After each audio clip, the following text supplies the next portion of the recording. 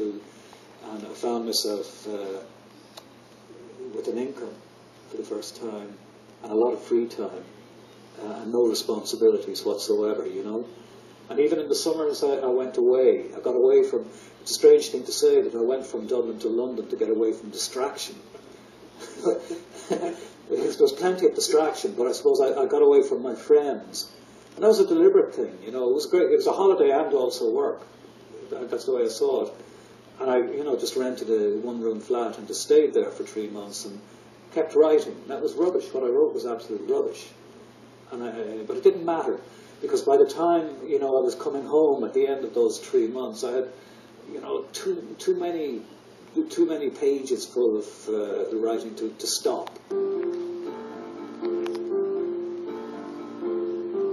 I do remember when I wrote what's my first published book, The Commitments. That's 24 years ago. I would have been writing. I finished it in June of 1986, so I would have been coming towards the end of it 24 years ago. And I do recall feeling very excited, and I wrote it mostly in the evenings because I was working in the daytime. And then I remember one particular break, it would have been Easter of that year, 2 weeks off in Ireland for that holiday, working right into the night and then, you know, sleeping during the daytime. I thought that's what you were supposed to do. You know, now I'm quite happy to work office hours, you know, why not? Why would I? But at the time I just thought, and in fact it was probably a good idea, because it did feel a bit special, you know, that I was writing at 5 in the morning and everyone else around me was either fast asleep or getting up to go to work. I do remember loving it at that point, yeah, that I was really enjoying myself. But you can go through long periods when I'm not particularly enjoying it, but I'd rather be doing it than anything else. I don't plan too meticulously before I start. A lot of the planning is in the rejection of things, and like actually on occasion an idea that wasn't in my head at the beginning of the day can end up being a route that the story takes that could last for weeks, maybe months, you know. So I'm open to that type of I don't know, spontaneity isn't the word, because after all I'm at a desk and I'm, you know, anticipating this type of thing. But it's all very tentative, really. You could never build a house on it, you know. That I often say that, you know, a screenplay is like the foundation of a movie, but it has to be rock solid. So it's not until it's absolutely finished that actually it solidifies and becomes something finished, and that I can talk about with any degree of confidence. Inevitably, it's a bit distracting. That sounds very negative. I mean, I'll take compliments from any quarter, so to have won the thing was great. I've been shortlisted before. To win it, it was great. And the risk of sounding silly, it was a great night. You know, my sisters lived in London at the time, and had friends. We were meeting up to have a party regardless of whether I won the thing or not. But I won it, so it was a great night. But I went straight home the day after, you know, and battened down the hatches, really, didn't do interviews. Decided, because we came home late, this seems quite trivial, but it is actually quite, on a human level, quite important. There was nothing to eat in the house, you know. We'd 2 babies, but there was nothing for us to eat in the house. So I went around to the local chipper, the fish and chip shop. But this is the day after I won the Booker Prize, you know, and I'd been on the cover of all the newspapers and the rest all throughout Ireland. It was big, big news. It was like sports almost. But I went around the corner to the chipper, got the cod and chips or whatever, and nobody behind the counter knew or cared, and it was like, that was great. That was great. You know, I didn't feel let down at all, you know, that they didn't offer me a 10% discount.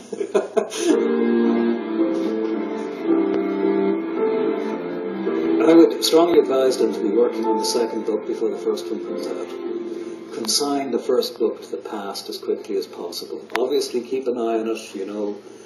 Love the experience. If you're a book lover, you're going to love getting your own book, probably in the post or into your hand.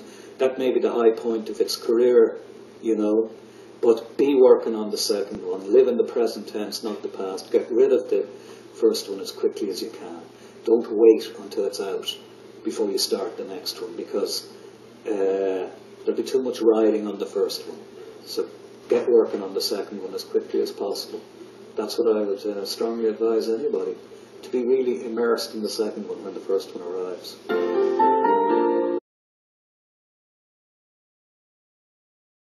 Roddy Doyle wrote many novels, two of which achieved widespread recognition. One of them was Commitments, written in 1987, which was made into a motion picture in 1991. Another was Patty Clark, Ha Ha Ha, which won the Booker Prize in 1993.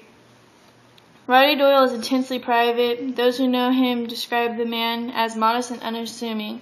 He goes to great lengths to protect his privacy and has stated a preference for the quiet family life. He hopes that his celebrity will not alienate him from his relationship with North Dublin suburbs that have provided the inspiration for his life. Roddy Doyle writes rowdy novels rooted in working class experience. Doyle's early novels rely very heavily on pure scene, in which dialogue rather than inner thoughts dominates. Any translator would have a daunting job with Doyle's work.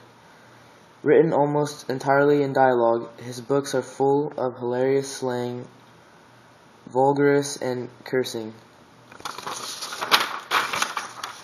In the past, Doyle's raw portrayal of working-class Ireland has received as much censure as praise in its native country.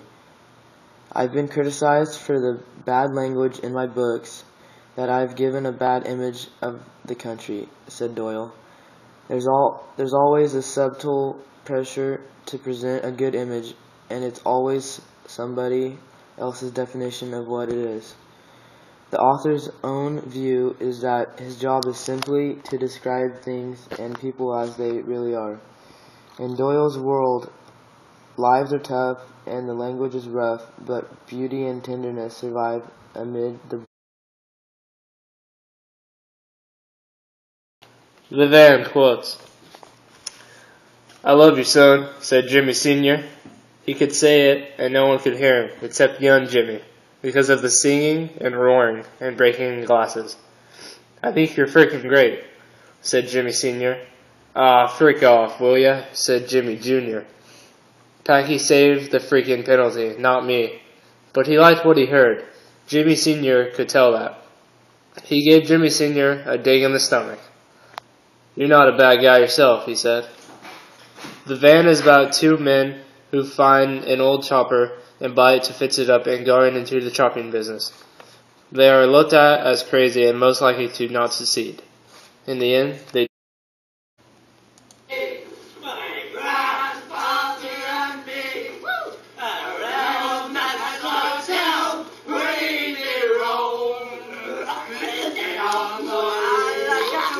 good fucking money. There. The fresh air will fix you. There's nothing wrong with me. Shite. Where did he go? Did they eat the mess? They have to get it out before it gets dark. Or they get bricked over by the kids. 'Cause they're fighting? Suppose so. Hey, up. Here we go.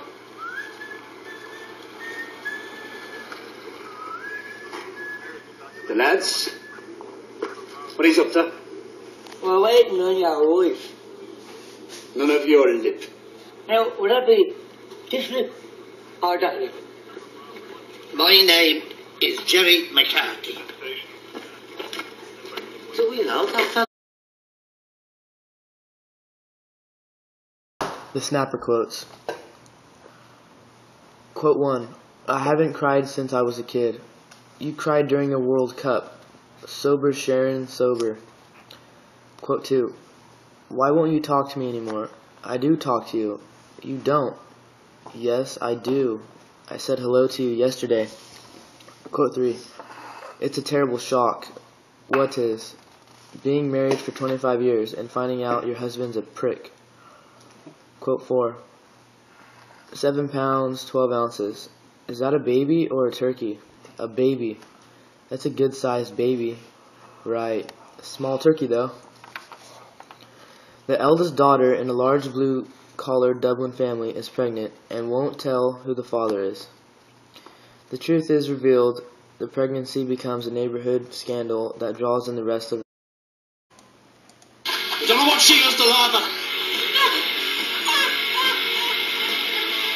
You don't hear me laughing, do you? Oh, God. Lower that thing, will you? She can go and laugh somewhere else. Jesus, Dad! Was that one of ours?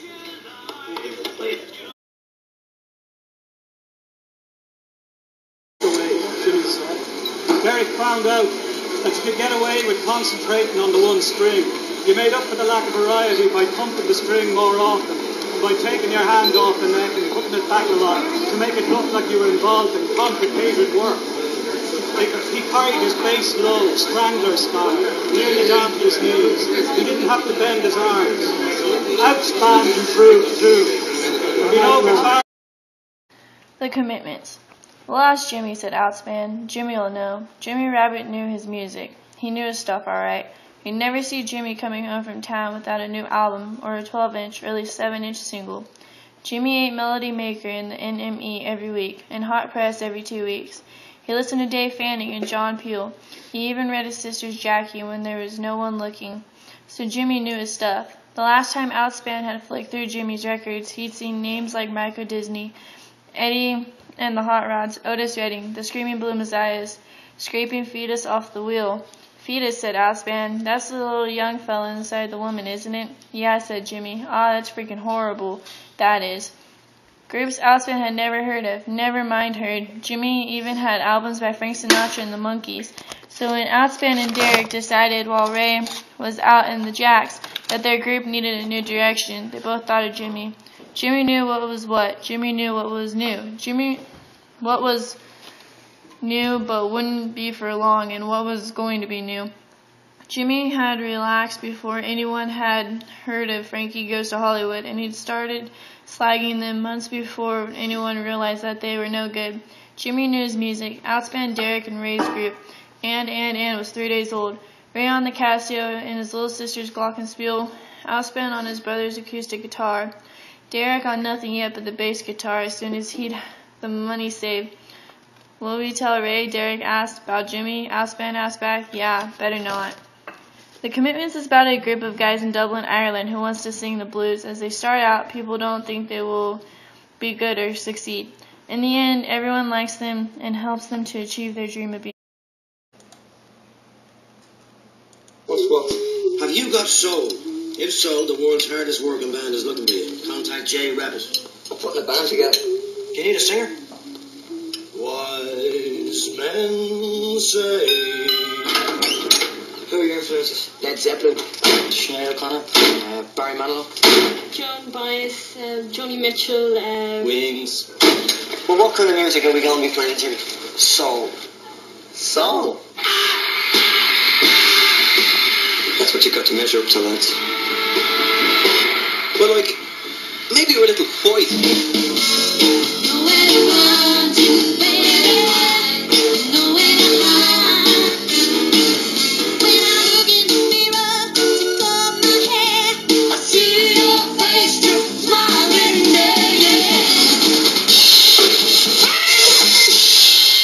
See if you could play before I pay for them.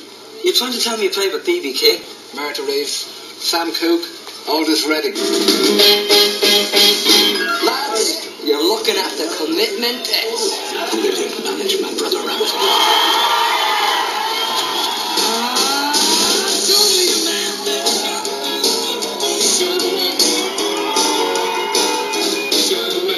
Let's keep relations on a professional basis. How are we professional if we've never been paid? It feels much better being an unemployed musician than an unemployed pipe fitter. All you gotta do is